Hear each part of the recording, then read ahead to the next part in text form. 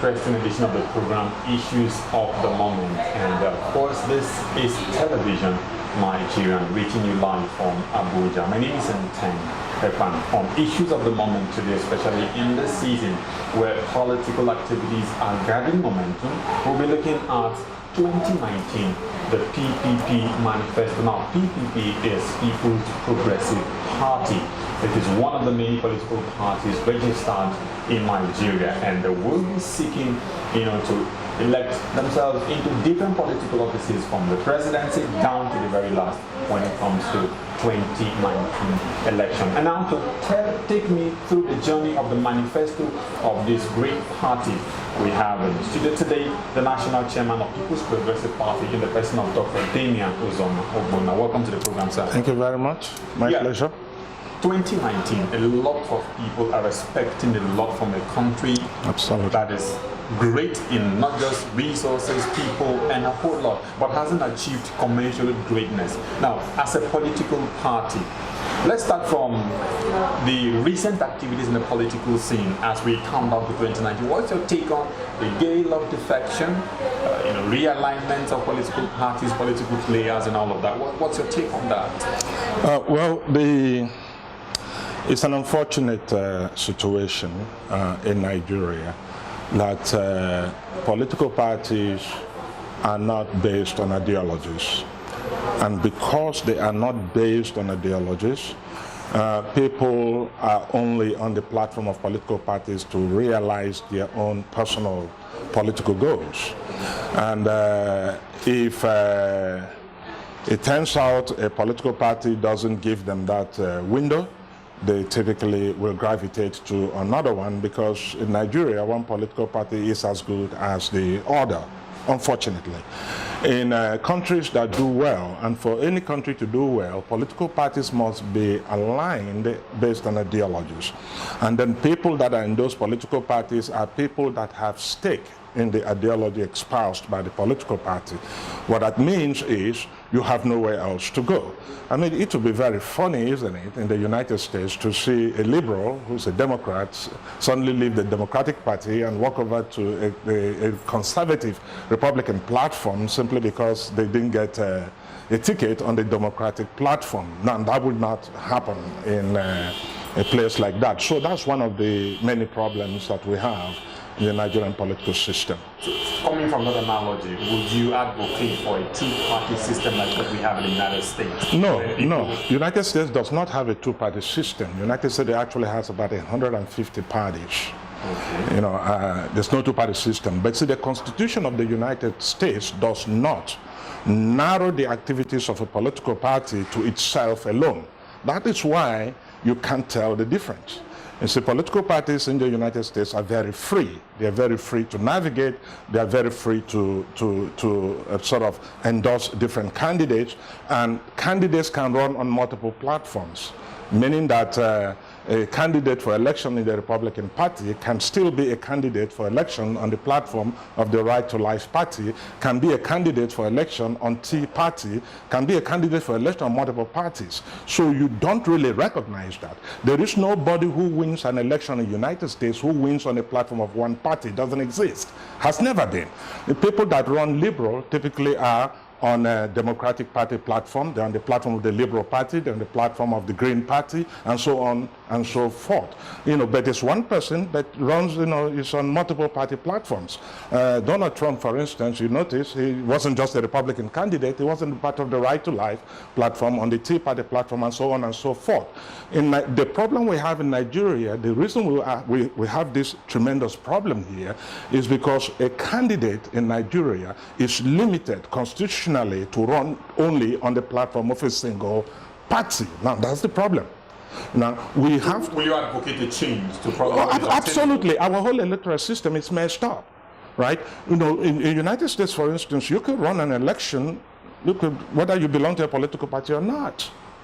So we don't see... If you look at the Constitution says a Nigerian citizen has a right to vote and be voted for. It's a fundamental right. Then, The same constitution now goes a little bit further and says, well, we're going to take away that right. It's no longer a right, except you belong to a political party. I mean, it doesn't tell the story. If a Nigerian does not want to belong to a political party, why would the constitution take away that person's right to be voted for? You know what I'm saying? It's a fundamental right to be voted for, the right to vote and the right to be voted for. And then you turn around and say, well, if that person does not belong to a party, he loses the second right. No, but the recently amended Electoral Act provides for that, independent candidates. No. We don't have the provisions for independent candidates yet, not in the Nigerian electoral system. If you don't belong to a party, it is a party that must field you.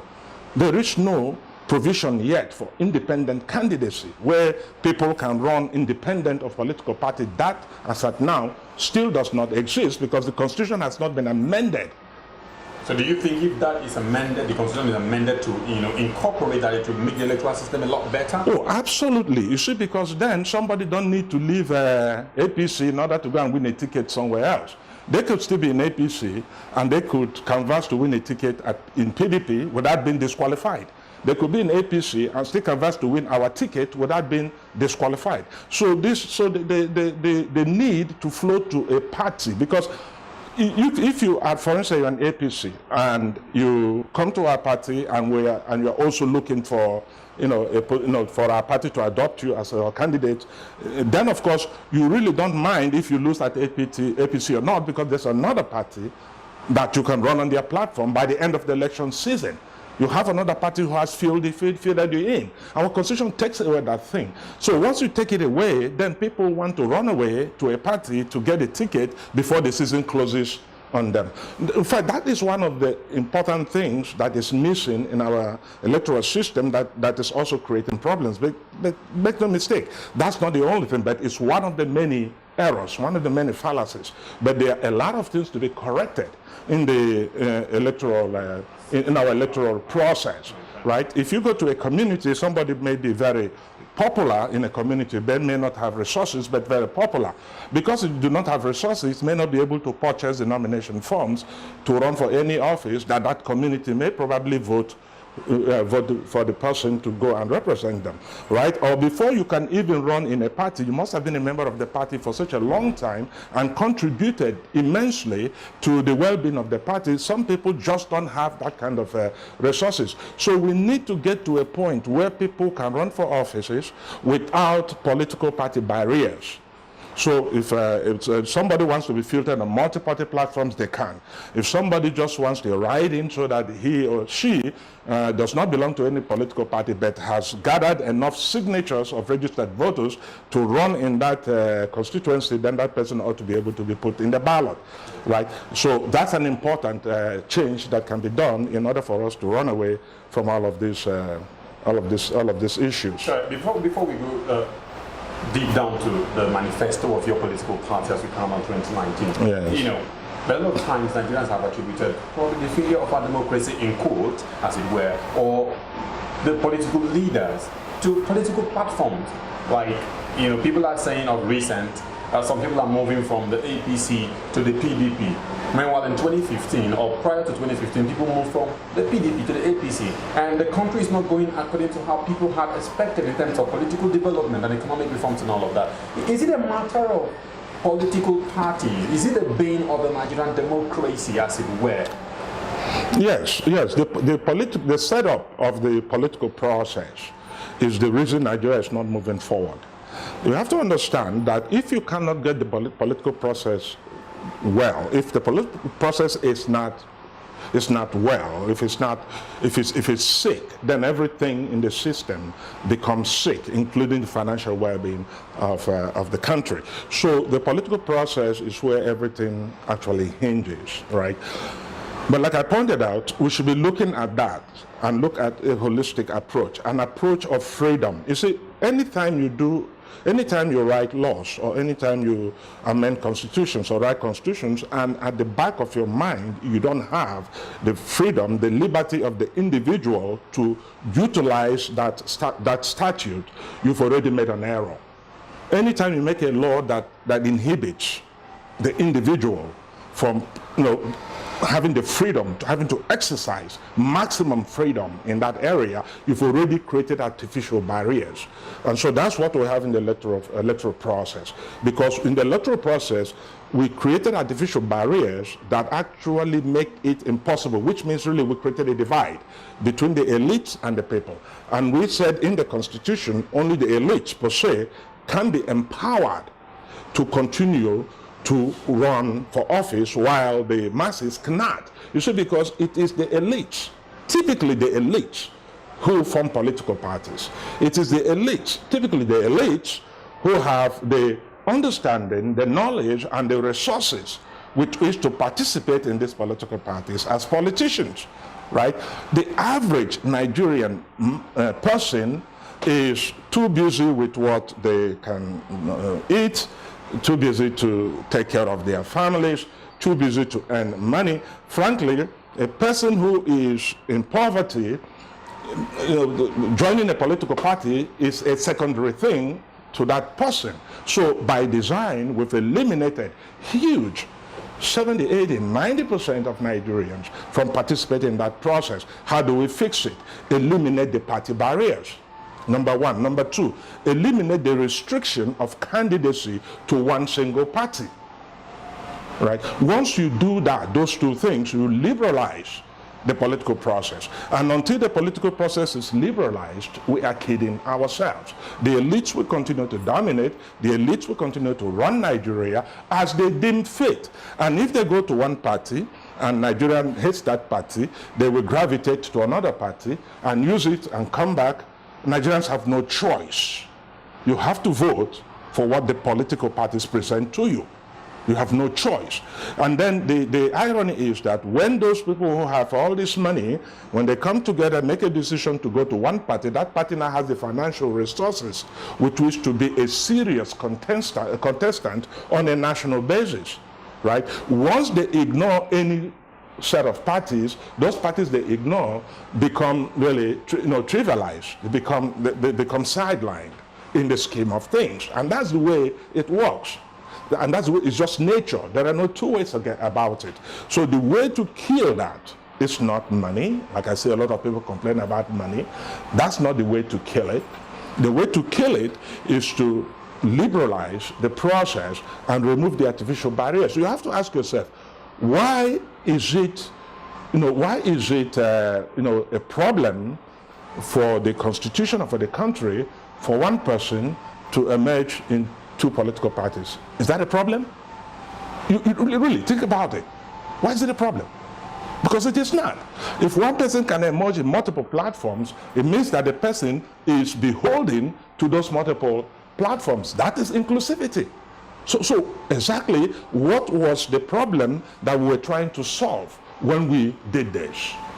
Great. Now, you've talked a lot about political parties. Now, let's come back to your political party. Yeah. You had a political party known as the People's Progressive Party. That's correct. Now, prior to 2015, the People's Democratic Party came with the message of transformation. Nigeria rejected it by voting for change. Change, yes. All Progressive Congress bandied about. Change, yes. Yeah. Now, your own party, People's Progressive Party, if you were given the mandate of leading Nigeria, what is your own message you're bringing to Nigeria? And what would you do differently in order to change the dynamics of what comes out of political party leadership and the manifestos, which, like many have argued, are not fulfilled at the end of the day for the betterment of the country? You see, the thing is, the Nigerian public have been sold a bill of goods that's a fallacy. And that bill of goods that they have sold to the Nigerian public is that manifesto is what develops a nation. It's a lie. There's no country in the world you will go to that went from rags to riches on the basis of manifesto. Doesn't exist, right? Manifesto is an articulation of delivery of government services. And those are the services Nigerians are asking for? Yes, deliver government services. But these things are de facto. They're de facto government responsibilities. I don't understand why you should promise Nigerians that when we're elected as a government, we will do government services. What kind of promise is that? That's the reason we're electing you in the first place. So we've been sold a bill of goods that is erroneous. What Nigerians should be demanding as promises is direction. Which direction are you going to take the country? It's not a delivery of services. So if they entrust you with government as PPP, what direction are you taking the country to? Exactly. You see, because you have to look at where the country is. Look at what the problems the country is facing, and then make a determination as to what will you do to change direction. I'm throwing that question to you now. I'm responding. What are our problems? Our problems lie in divisiveness. Number one, we are an immensely divided country. There's nothing bad about being divided.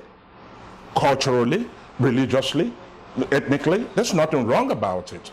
There is a saying that there's strength in diversity. But then there's also destruction in diversity. So now, the only way you can tap the strength of diversity is if you lay a proper foundation, a proper structure, and a proper direction. I can tell you this. In any country that is not homogeneous, in a heterogeneous nation like Nigeria, it is already an error when you govern the country as a centrist republic.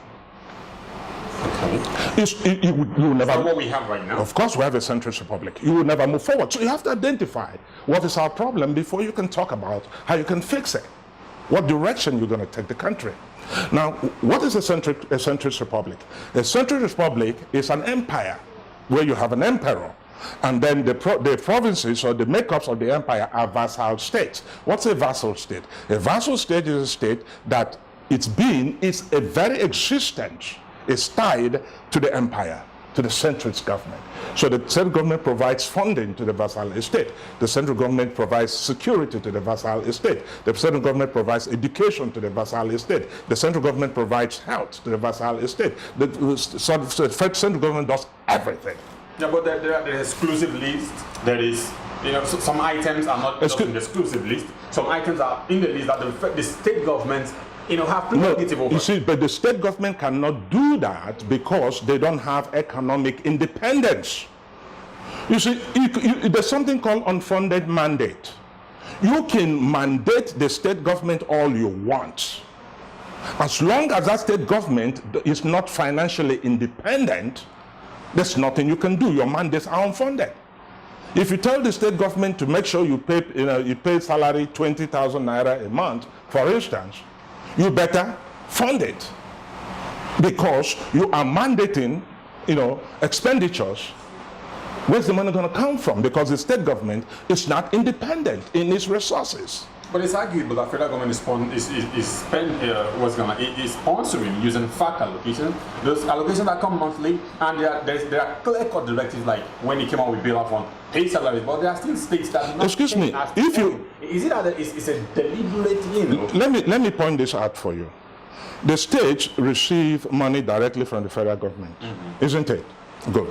When the federal government says the states should increase expenditure, do they increase allocation?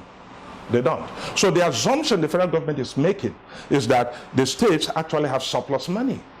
Therefore, you can increase expenditure, and it's still the surplus money is there to take care of it. But it's a fallacy, it's a lie. And